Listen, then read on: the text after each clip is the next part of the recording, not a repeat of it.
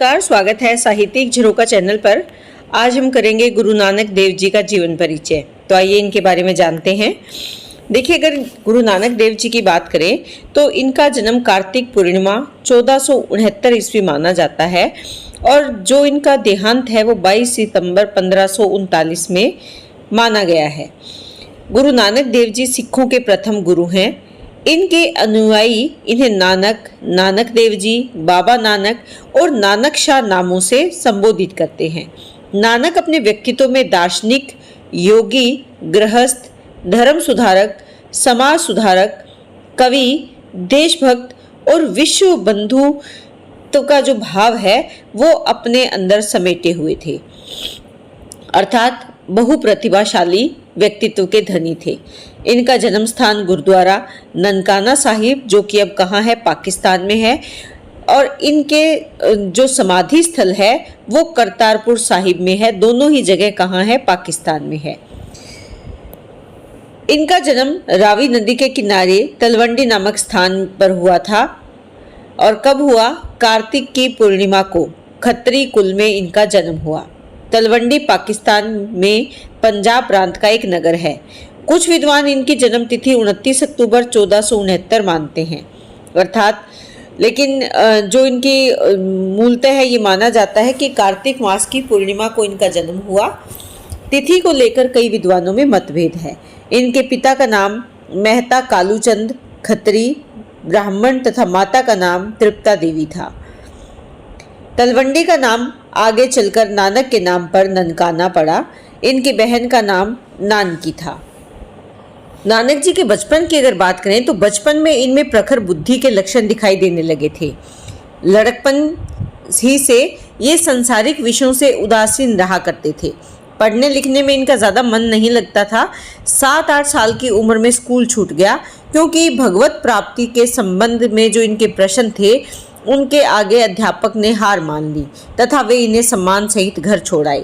इसके बाद सारा समय वे आध्यात्मिक चिंतन और सत्संग में व्यतीत करने लगे। बचपन के समय में कई चमत्कारी घटनाएं घटी, जिन्हें देखकर गांव के लोग इन्हें दिव्य व्यक्तित्व का मानने लगे थे। बचपन के समय से ही इनमें श्रद्धा रखने वालों में इनकी बहन नानकी और गांव के शासक राय बुलार प्रमुख थे। ये दोनों व्यक्ति ऐसे थे जो बचपन से ही इनके विचारों के प्रति अपनी श्रद्धा के भाव रखते थे। इनका विवाह बालपन में यानी 16 वर्ष की आयु में हो गया था। कहाँ हुआ? गुरदासपुर जिले के अंतर्गत लाखोकी नामक जो स्थान है वहाँ पर रहने वाले मूला की कन्या सुलखनी से इनका विवाह हुआ। 32 वर्ष की अवस्था में इनके प्रथम पुत्र श्रीचंद का जन्म हुआ और उसके 4 वर्ष के बाद दूसरे पुत्र लक्ष्मीदास का जन्म हुआ। दोनों लड़कों के जन्म के बाद 1507 में नानक अपने परिवार का भार अपने ससुर पर छोड़कर मर्दाना, लहना, बाला और रामदास, ये 4 साथी या इनके शिष्य मान सकते हो या साथी मान सकते हो, इन साथियों को लेकर ये तीर्थ यात्रा पर निकल पड़े थे।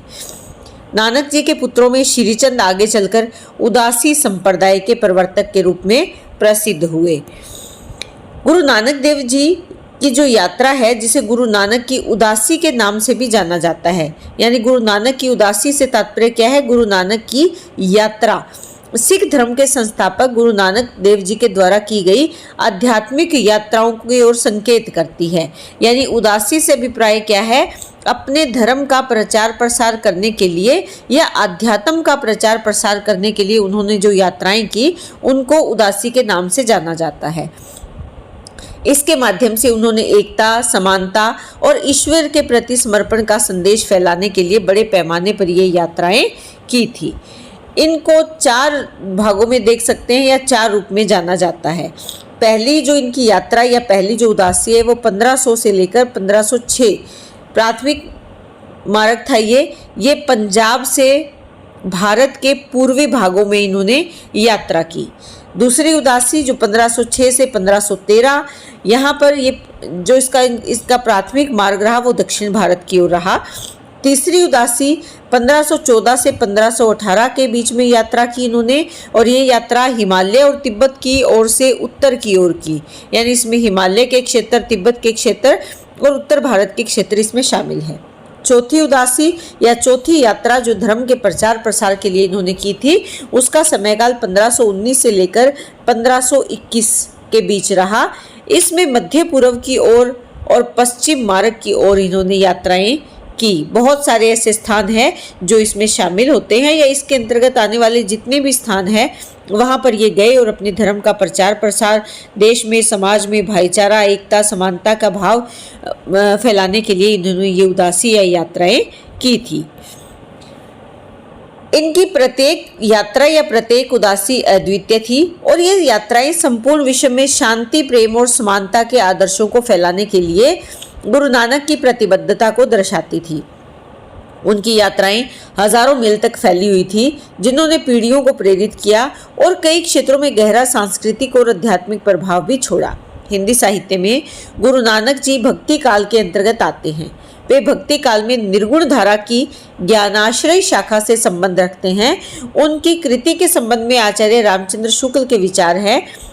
क्या कहते हैं कि भक्ति भाव से परिपूर्ण होकर वो जो भजन गाया करते थे उनका संग्रह ग्रंथ साहब में किया गया है। जो गुरु ग्रंथ साहिब जो प्रमुख रचना है सिख धर्म की, उसमें गुरु नानक देव के जो भक्ति भाव से परिपूर्ण वचन है वो उसमें शामिल किए गए हैं।